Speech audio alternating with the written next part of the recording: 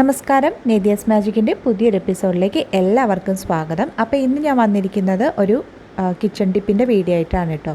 നമ്മളുടെ വീട്ടിലെ സ്റ്റൗവിൽ ഇടയ്ക്കിടയ്ക്ക് തീ ഇങ്ങനെ കുറഞ്ഞു പോകുന്ന ഒരു പ്രശ്നം വരാറുണ്ട്. അപ്പോൾ അങ്ങനെ സംഭവിക്കുമ്പോൾ നമ്മൾ ഒന്നുകിൽ സ്റ്റൗ സർവീസിന് കൊടുക്കും, അവർ ശരിയാക്കി തരും. അപ്പോൾ അതെങ്ങനെ നമുക്ക് വീട്ടിൽ തന്നെ അതിനൊരു പരിഹാരം ചെയ്യാം എന്നുള്ളതാണ് ഇന്നത്തെ വീഡിയോ. അതുപോലെ തന്നെ എങ്ങനെ സ്റ്റൗവ് ക്ലീൻ ചെയ്യണം എന്നുള്ളതും കൂടി, സ്റ്റൗവിൻ്റെ കൗണ്ടർ ടോപ്പും ബർണറൊക്കെ എങ്ങനെ ക്ലീൻ ചെയ്യണം എന്നുള്ളത് കൂടി ഞാൻ ഇൻക്ലൂഡ് ചെയ്തിട്ടുണ്ട്.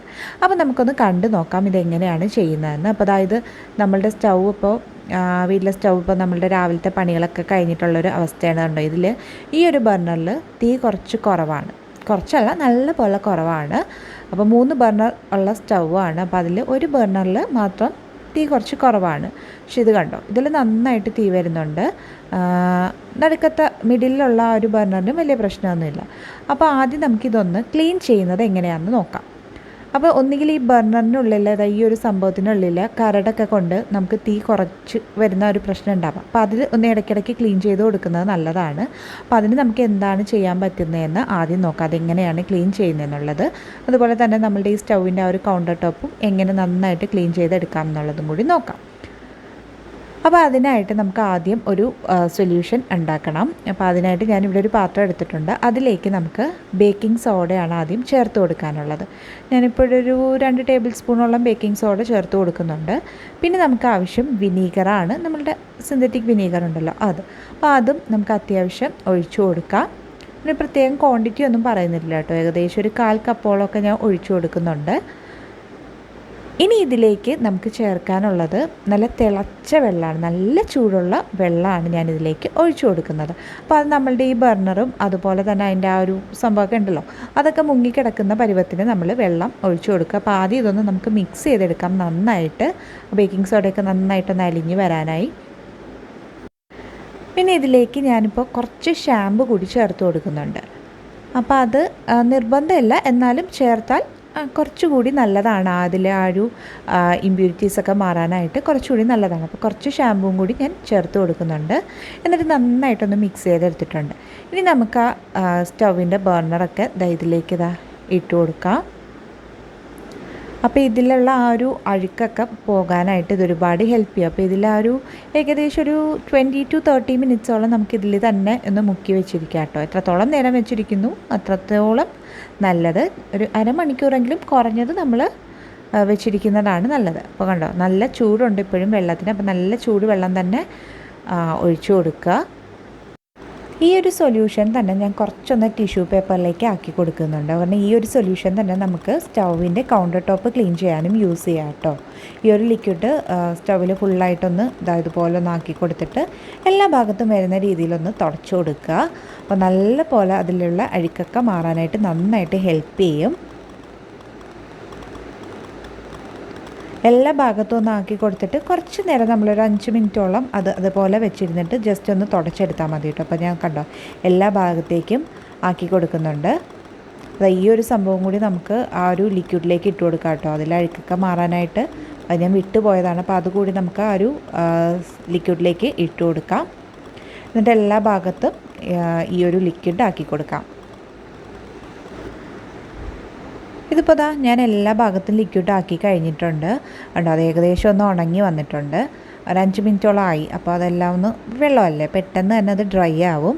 അപ്പോൾ കുറച്ചുകൂടി ഞാൻ ഒഴിച്ചു കൊടുത്തിട്ടുണ്ട്. ഇനി ഇതുപോലൊരു പഴയൊരു ടൂത്ത് ബ്രഷ് വെച്ചിട്ട് അതിൽ കൂടുതൽ ഇതുപോലെ അഴുക്കുള്ള ഭാഗം നമുക്ക് നന്നായിട്ട് ഒന്ന് ബ്രഷ് ചെയ്ത് കൊടുക്കാം.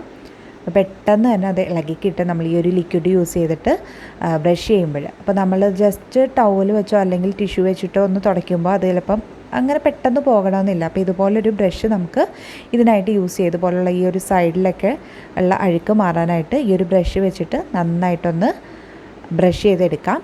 പെട്ടെന്ന് തന്നെ അത് പോയി കിട്ടും കേട്ടോ. ഇതിന് മുമ്പ് നമ്മളുടെ ചാനലിൽ ഒരുപാട് ഇതുപോലുള്ള യൂസ്ഫുൾ ആയിട്ടുള്ള കിച്ചൺ ടിപ്സ് ഇട്ടിട്ടുണ്ട്. അപ്പോൾ പറ്റുന്നവരൊക്കെ ഉണ്ടെങ്കിൽ പ്രീവിയസ് വീഡിയോസ് കൂടി ഒന്ന് പോയി കാണുക, നിങ്ങൾക്ക് എന്തായാലും യൂസ്ഫുൾ ആകും. അപ്പോൾ പറ്റുന്നതൊക്കെ ഞാൻ താഴെ ഡിസ്ക്രിപ്ഷനിലും അതുപോലെ തന്നെ മുകളിൽ ഐക്കാർഡിലൊക്കെ കൊടുത്തിരിക്കുക കേട്ടോ. നിങ്ങൾക്ക് യൂസ്ഫുൾ ആകുമെന്ന് തോന്നുന്ന വീഡിയോസൊക്കെ ഒന്ന് കണ്ട് നോക്കുക, സപ്പോർട്ട് ചെയ്യുക. കണ്ടത് ഇതുപോലെ ഈ ഒരു സൈഡിലുള്ളതും കൂടി നമുക്ക് ഈ ഒരു ബ്രഷ് വെച്ചിട്ട് നമുക്കിത് ഇതുപോലെ റിമൂവ് ചെയ്യാം. ഇനി നമുക്കൊരു ടിഷ്യൂ പേപ്പറോ അല്ലെങ്കിൽ ഒരു കിച്ചൺ ടവലോ വെച്ചിട്ട് നന്നായിട്ട് ഇതൊന്ന് തുടച്ചെടുക്കാം. അപ്പോൾ നമ്മൾ ബ്രഷ് യൂസ് ചെയ്തിട്ട് നന്നായിട്ട് ആ ഒരു കണ്ടോ അല്ല അഴുക്ക് വരുന്നത് കണ്ടോ, നല്ലതുപോലെ നമുക്ക് ഇത് ക്ലീൻ ചെയ്തെടുക്കാം ഈ ഒരു മെത്തേഡിൽ. നല്ല ഈസി ആയിട്ടുള്ള മെത്തേഡാണ്. അപ്പോൾ എല്ലാവരും ട്രൈ ചെയ്ത് നോക്കണം കേട്ടോ. നല്ലൊരു ഗ്ലേസിങ് കിട്ടും നമ്മളുടെ കൗണ്ടർ ടോപ്പിന്. അപ്പോൾ നമ്മൾ ബ്രഷ് യൂസ് ചെയ്തിട്ട് നമ്മളുടെ കൗണ്ടർ ടോപ്പ്, ഈ ഒരു സ്റ്റീൽ വരുന്ന ഭാഗം കുഴപ്പമില്ല, ആ ഒരു കൗണ്ടർ ടോപ്പ് ഏരിയയിൽ നമ്മൾ കൂടുതൽ ബ്രഷ് ഇട്ടിട്ട് കൂടുതൽ ഉരച്ച് ചെയ്യാത്തതാണ് നല്ലത്. കാരണം അതിൽ എന്തെങ്കിലും പോറലൊക്കെ വീഴാനുള്ള ചാൻസ് ഉണ്ട്. അപ്പോൾ അവിടെ നമ്മൾ ബ്രഷ് യൂസ് ചെയ്യുമ്പോൾ കുറച്ചൊന്ന് സൂക്ഷിച്ചിട്ട് ചെയ്യുക. അപ്പോൾ ഇത് ഫുള്ള് നമുക്കൊന്ന് ക്ലീൻ ചെയ്തെടുക്കാം. ഇനി നമ്മളുടെ ബർണർ ഒന്ന് ക്ലീൻ ചെയ്തെടുക്കാം. അതിനായിട്ട് ഞാനിവിടെ വിമ്മാണ് യൂസ് ചെയ്യുന്നത്. ഏതെങ്കിലും ഒരു ഡിഷ് വാഷ് ലിക്വിഡ് നമുക്ക് യൂസ് ചെയ്യാം കേട്ടോ. അത് ഇതിലേക്ക് കുറച്ചാക്കി കൊടുത്തിട്ട് നമ്മുടെ സ്റ്റീലിൻ്റെ സ്ക്രബ് വെച്ചിട്ട് അന്ന് ക്ലീൻ ചെയ്തെടുക്കാം. അപ്പോൾ ഇപ്പോൾ വെള്ളത്തിൻ്റെ ചൂടൊക്കെ നന്നായിട്ട് മാറിയിട്ടുണ്ട്. ഞാനൊരു ഹാഫ് അവർ ഈ വെള്ളത്തിൽ ഇട്ട് വെച്ചിട്ടുണ്ടായിരുന്നു. അപ്പോൾ അത് വെച്ചിട്ട് നന്നായിട്ടൊന്ന് ക്ലീൻ ചെയ്തെടുക്കാം. അപ്പോൾ ഇങ്ങനെ ചെയ്യുമ്പോൾ ഇതിനുള്ളിലുള്ള കരട് എന്തെങ്കിലും ഉണ്ടെങ്കിൽ അതൊക്കെ മാറിക്കിട്ടും. അപ്പോൾ ഇത് നമ്മൾ ഇടയ്ക്കിടയ്ക്ക് ചെയ്യുന്നത് നല്ലതാണ് കേട്ടോ. ഫ്ലെയിമിൻ്റെ പ്രശ്നം അങ്ങനെ വരാതിരിക്കാനായിട്ട് ഇത് ഇടയ്ക്കിടയ്ക്ക് ഒന്ന് ക്ലീൻ ചെയ്ത് കൊടുക്കുന്നത് നല്ലതാണ്. അപ്പോൾ ഇതൊന്ന് നമുക്ക് ക്ലീൻ ചെയ്തെടുക്കാം. അപ്പോൾ ഇതാ ഒരെണ്ണം നന്നായിട്ട് ഞാനൊന്ന് സ്ക്രബ് ചെയ്തെടുത്തിട്ടുണ്ട്. ഇനി നമുക്കിതാ ഒന്ന് വെള്ളത്തിലൊന്ന് കഴുകിയെടുക്കാം. കണ്ടോ നന്നായിട്ട് ക്ലീനായി വന്നിട്ടുണ്ട്. അപ്പോൾ ആദ്യം നമ്മൾ എടുത്തപ്പോൾ നല്ല ബ്ലാക്ക് കളറായിരുന്നു, കരിയൊക്കെ പിടിച്ചിട്ട്. ഇപ്പോൾ കണ്ടോ നല്ല പോലെ ഒരു കളർ ചേഞ്ച് വന്നിട്ടുണ്ട്. അപ്പോൾ ഇതുപോലെ നമുക്ക് എല്ലാം ഇതുപോലെ ഒന്ന് ക്ലീൻ ചെയ്തെടുക്കാം. അപ്പോൾ ബർണർ മാത്രമല്ല, നമ്മളുടെ ആ ഒരു റിങ് ഉണ്ടല്ലോ, സ്റ്റീലിൻ്റെ റിങ്, അതുപോലെ തന്നെ നമ്മളുടെ സ്റ്റവിൻ്റെ ഒരു സ്റ്റാൻഡ് ഉണ്ടല്ലോ, നമ്മൾ ഈ പാത്രമൊക്കെ വയ്ക്കുമ്പോൾ ആ സ്റ്റാൻഡ്, അതുമെല്ലാം ഇതുപോലെ നമുക്കൊന്ന് സ്ക്രബ്ബർ യൂസ് ചെയ്തിട്ട് നന്നായിട്ടൊന്ന് ക്ലീൻ ചെയ്തെടുക്കാം. ഇനി നമ്മളുടെ സ്റ്റൗവിൻ്റെ ബാക്ക് വശത്തായിട്ട് ഇതുപോലെ എല്ലാ ബർണറിൻ്റെ അടുത്തും ഇതുപോലൊരു കുഴൽ പോലത്തെ ഒരു സംഭവം ഉണ്ടാവും. അതിനുള്ളിലൊരു കുഞ്ഞ് ഹോള് കാണാം. അപ്പോൾ അതിനകത്ത് കരട് കയറിയിരിക്കുമ്പോഴാണ് മിക്കപ്പോഴും ഈ ഫ്ലെയിമിൻ്റെ പ്രശ്നം വരുന്നത്. അപ്പോൾ അത് മാറാനായിട്ട് ഞാനിപ്പോൾ യൂസ് ചെയ്യുന്നത് നമ്മളുടെ ഇലക്ട്രിക് വയർ ഉണ്ടല്ലോ, അതിനകത്ത് തിന്നായിട്ടുള്ള കുഞ്ഞു മെറ്റാലിക് വയറില്ലേ, അപ്പോൾ അതാണ് യൂസ് ചെയ്യുന്നത്.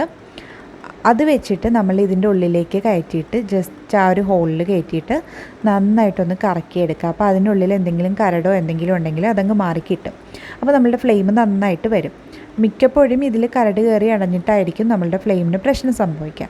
അപ്പം 3 ബർണറിനെയും ഇതുപോലെ നമ്മൾ ഈ ഒരു കുഴൽ പോലത്തെ സംഭവത്തിൽ ഈ ഒരു ഹോളിൽ ഇതുപോലെ ചെയ്തെടുക്കുക. അപ്പോൾ ഈ മെറ്റാലിക് വയറിന് പകരം നമുക്ക് സേഫ്റ്റി പിൻ യൂസ് ചെയ്യാം കേട്ടോ. പക്ഷേ സേഫ്റ്റി പിൻ യൂസ് ചെയ്യുമ്പോൾ ഇത് മെറ്റാലിക് വയറിനെ സംബന്ധിച്ച് കുറച്ചുകൂടി തിക്കായിട്ടുള്ള സംഭവമാണല്ലോ. അപ്പോൾ അതിനേക്കാൾ കുറച്ചുകൂടി സേഫ് എപ്പോഴും നമ്മൾ ഈ ഒരു മെറ്റാലിക് വയർ എടുക്കുന്നതായിരിക്കും. നമ്മളുടെ സ്റ്റൗവൊക്കെ ഇപ്പോൾ നന്നായിട്ട് ക്ലീനായി വന്നിട്ടുണ്ട്. കണ്ടോ, സ്റ്റൗവ് നമ്മൾ ആദ്യം കാണിച്ച സ്റ്റൗവിൻ്റെ കൗണ്ടർ ടോപ്പും ഇപ്പോൾ കാണിക്കുന്നത് തമ്മിൽ നല്ല ഡിഫറൻസ് ഉണ്ട്. നല്ലൊരു ഷൈനിങ് വന്നിട്ടുണ്ട്. അപ്പോൾ വളരെ സിമ്പിളായിട്ടുള്ളൊരു ക്ലീനിങ് മെത്തേഡാണ്. അപ്പോൾ എല്ലാവരും ട്രൈ ചെയ്ത് നോക്കുക. എന്നിട്ട് നിങ്ങളുടെ ഫീഡ്ബാക്ക്സ് അറിയിക്കുക. അതുപോലെ തന്നെ നമ്മളുടെ ഈ ഒരു ബർണറിൽ നമ്മൾ വീഡിയോ സ്റ്റാർട്ട് ചെയ്ത ടൈമിൽ ഫ്ലെയിം വളരെ കുറവായിരുന്നില്ലേ, അപ്പോൾ അതെങ്ങനെയുണ്ടെന്ന് കൂടി നമുക്കൊന്ന് ചെക്ക് ചെയ്ത് നോക്കാം. കണ്ടോ, ഇപ്പോൾ നല്ല പോലെ ഫ്ലെയിം വന്നിട്ടുണ്ട്. അപ്പോൾ ആ ഒരു പ്രശ്നവും സോൾവായി. അപ്പോൾ എല്ലാവർക്കും ഈ ഒരു വീഡിയോ യൂസ്ഫുൾ ആയി എന്ന് കരുതുന്നു. യൂസ്ഫുൾ ആയിട്ടുണ്ടെങ്കിൽ തീർച്ചയായും ഒന്ന് ലൈക്ക് ചെയ്യുക. അതുപോലെ തന്നെ ഇഷ്ടമായിട്ടില്ലെങ്കിൽ ഒന്ന് ഡിസ്ലൈക്ക് ചെയ്യുക. പിന്നെ ഇത് യൂസ്ഫുൾ ആകും എന്ന് തോന്നുന്ന നിങ്ങളുടെ ഫ്രണ്ട്സിനും മറ്റു ഫാമിലി മെമ്പേഴ്സിനും ഒക്കെ ഒന്ന് ഷെയർ ചെയ്ത് കൊടുക്കുക. മറ്റൊരു നല്ല വീഡിയോയുമായി നമുക്ക് വീണ്ടും കാണാം. അതുവരെ thank you, bye, thanks for watching.